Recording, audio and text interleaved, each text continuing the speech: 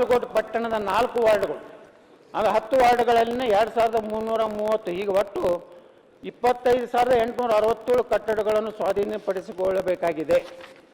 ಇದು ಏನಾಯ್ತು ಅಧ್ಯಕ್ಷರೇ,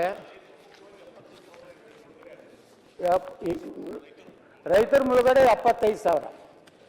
ಆ ರೀತಿಯಿಂದ ಇವತ್ತೇನಾಯಿತು, ಒಂದು ಚರ್ಚೆ ಆಯಿತು. ಯಾವಾಗ ಏನು ಇವತ್ತು 9/2 ಏನು 2024, ಅವಾಗ ಯಾರು ಸರ್ಕಾರ ಇತ್ತು ಎಲ್ಲರಿಗೂ ಗೊತ್ತಿದೆ.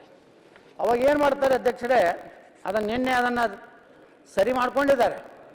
ಇದನ್ನು 524.256 ಬದಲಾಗಿ ನಾವು 522 ಅಷ್ಟೇ ಭೂಸ್ವಾಧೀನ, ಅದರಲ್ಲಿ 2 ಹಂತಗಳನ್ನು ಮಾಡಬೇಕಂತೇಳಿ ನಿರ್ಣಯ ಆಯಿತು. ಅದಕ್ಕೆ ರೈತರೆಲ್ಲ ಹೋರಾಟ ಮಾಡಿದ್ರು. ನಿನ್ನೆ ಮುಖ್ಯಮಂತ್ರಿಗಳು ಸಭೆ ಕರೆದು ನಾವು 524.256 ವ್ಯಾಪ್ತಿಯಲ್ಲಿ ಬರುವಂಥ ಎಲ್ಲ ಜಮೀನುಗಳನ್ನು ಇವತ್ತು ಭೂ ಸ್ವಾಧೀನ ಮಾಡ್ಕೋತೀವಿ ಅಂತೇಳಿ ನಿನ್ನೆ ಮುಖ್ಯಮಂತ್ರಿಗಳು ಒಪ್ಕೊಂಡಿದ್ದಾರೆ. ನಾನು ಅವರಿಗೆ ಈ ನಿರ್ಣಯ ತೆಗೆದುಕೊಂಡಿದ್ದಕ್ಕೆ ಅವರಿಗೆ ಧನ್ಯವಾದಗಳನ್ನು ಸಲ್ಲಿಸ್ತೇನೆ.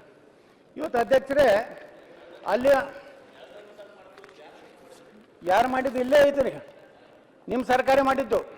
ಮಾತ್ರ ರಾಜಕೀಯ ಸಭಾಪತಿಗಳೇ ಕೇಳಿ,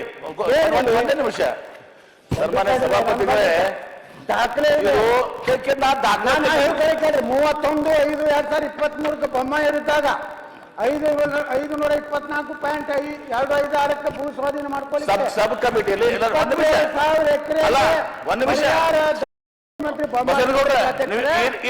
ಸರ್ಕಾರ ಹೇಳ್ತೀನಿ ಕೇಳಿ ಹೇಳ್ತೀನಿ. ಸನ್ಮಾನ್ಯ ಸಭಾಪತಿಗಳೇ, ಹಿಂದಿನ ಸರ್ಕಾರದಲ್ಲಿ 22 ಡಾಕ್ಯುಮೆಂಟ್ಸ್ ನಿನ್ನೆ ಎಲ್ಲರೂ ಚರ್ಚೆ ಆಗಿ ನಂತರ ಡಾಕ್ಯುಮೆಂಟ್ಸ್ ಎಲ್ಲ ಇದಾವೆ. ನಾನು ಬಲ್ಲಿ ಕೇಳಿ ನಾನು ಅದನ್ನ ಕ್ಯಾಬಿನೆಟ್ ಸಬ್ ಕಮಿಟಿ ಇತ್ತು. ಮುಖ್ಯಮಂತ್ರಿಗಳು ಬಸವರಾಜ ಬೊಮ್ಮಾಯಿ ಅವರು, ಅದರಲ್ಲಿ ಗೋವಿಂದ ಕಾರಜೋಳ ಅವರು, ನಿರಾಣಿ ಅವರು, ಸಿ ಪಾಟೀಲ್ ಇದಾರಲ್ಲ, ಸಿ ಪಾಟೀಲ್ ಇದ್ರು. ಅವಾಗ ಈ ನಿರ್ಣಯ ಏನ್ ಮಾಡಿದ್ರು, 2 ಹಂತದಲ್ಲಿ ಮಾಡಬೇಕು ಅಂತೇಳಿ ನಿರ್ಣಯ ಮಾಡಿದ್ದು. ಅಲ್ಲಿ ಕೇಳ್ರಿ, ಇದು ಸತ್ಯ, ಇದು ಕೊಡ್ತೀನಿ ನಿಮ್ ಡಾಕ್ಯುಮೆಂಟ್ಸ್ ಮಾಡಿ. ಅದು ಆದೇಶನೂ ಆಯ್ತು. ಅಷ್ಟೇ ಅಲ್ಲ, ಇದನ್ನ ಸಬ್ ಕಮಿಟಿ ಮಾಡಿದ್ರೆ ಆದೇಶ ಮಾಡಿ ಪ್ರಧಾನ ಕಾರ್ಯದರ್ಶಿಗೆ ಹೋಯ್ತು. ನೀವೇನ್ ರೆಫರ್ ಮಾಡ್ತಾ ಇದ್ರೊಳಗ ಆ ಫರ್ದರ್ ಕಮ್ಯುನಿಕೇಶನ್ ಹೋಗಿದೆ ಅಷ್ಟೇ ಹೇಳ್ತಾ ಇದ್ದಾರೆ ನೀವು. ಇಲ್ಲಿ ಕೇಳ್ರಿ, 9/2/2024 ಸಭೆ ಆಗ್ತದೆ. ಆ ಸಭೆಯಲ್ಲಿ ಯಾರ್ಯಾರು ಇದ್ರು ಅಂತ ಹೇಳ್ತೀನಿ.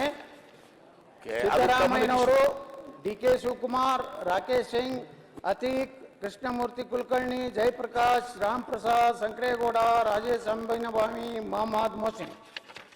ಇವರ ಕಾಲದಲ್ಲಿ ಏನಾಯ್ತು, ತಡ ಇದೆ. ಏನು ಹೇಳಿದ್ರು, ಮುಳುಗಡೆ ಜಮೀನನ್ನು ಏಕಕಾಲಕ್ಕೆ ಭೂ ಸ್ವಾಧೀನಕ್ಕೆ ಒಳಪಡಿಸುವ ಬದಲಾಗಿ ಒಟ್ಟಾರೆ ಮುಳುಗಡೆ ಕ್ಷೇತ್ರವನ್ನು ಒಂದು RL 519.600 522 ಮೀಟರ್ವರೆಗೆ ಮುಳುಗಡೆ ಹೊಂದುವ ಜಮೀನು ಕ್ಷೇತ್ರ 38,983 ಎಕರೆ ಹಾಗೂ ಎರಡನೇ RL 522 524.256 ಮೀಟರ್ ವರೆಗೆ ಮುಳುಗಡೆ ಹೊಂದುವ ಜಮೀನು ಕ್ಷೇತ್ರ 36,580 ಎಕರೆಯನ್ನು ಭೂ ಸ್ವಾಧೀನಕ್ಕೆ 2 ಹಂತದಲ್ಲಿ ತೀರ್ಮಾನಿಸುತ್ತದೆ. ಸಿದ್ದರಾಮಯ್ಯ ಅಧ್ಯಕ್ಷತೆಯಲ್ಲಿ ಏನು ಹೇಳ್ತಾ ಇದ್ರಲ್ಲ, ಕ್ಯಾಬಿನೆಟ್ ಸಬ್ ಕಮಿಟಿಯಲ್ಲಿ ತೀರ್ಮಾನ ನೀವು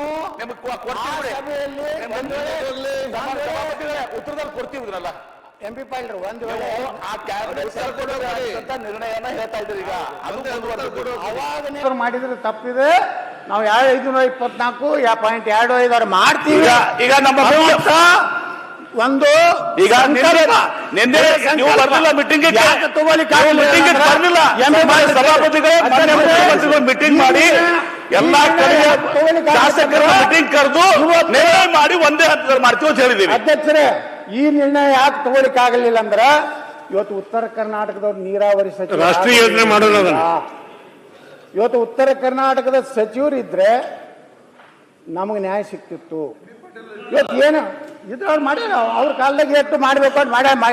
ಪೂರ್ತಿ MP ಪಾಟೀಲ್ ಹಂಗೆ